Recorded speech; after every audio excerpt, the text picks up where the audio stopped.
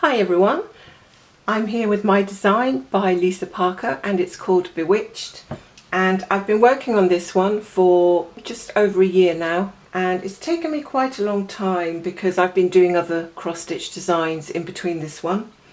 So I haven't had much progress in the last couple of weeks due to having family around and spending time with people. And you know, cross stitch is a great hobby to do with other cross stitchers, but if you're doing it on your own and you've other family that are not very crafty around, then it's really difficult to sort of get them involved or for them to have much interest beyond just like, oh wow, that's really good. It's difficult to get some time to yourself to actually do your hobby. But in any case, I did manage to get something done, and I completed a bit of a section here, and I don't know why, but I decided to go up in steps here. I'd seen that on the internet and I thought it looked interesting, and I was just curious as to why somebody would make these kind of steps. So if you know, then let me know. But apart from that, I thought it might be different to having a straight parked line. The other thing that happened this week was I got to about 70% and it seemed to drag on forever, and I wanted to actually see where the bottom of this design was. I wanted to reach a corner, in other words.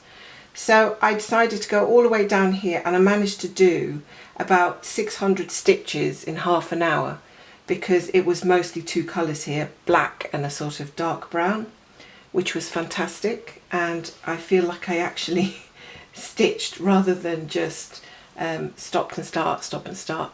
So yeah, this column down here brought me to a corner, and that seemed like really exciting. So I can't wait to continue, and I'm not sure now. I was thinking I'm going to go into this direction and continue some steps, or just carry on this way, or maybe, I don't know. It really does depend on how I feel at the time. The other thing that happened last week is that I went on a little shopping spree, and if I see a craft shop, it's the first thing I'll go into. And I picked up one of these lights that you can use for nighttime or when the light's not very good. And I didn't think it was going to make a huge amount of difference, but I'll tell you something, it really did make a huge difference.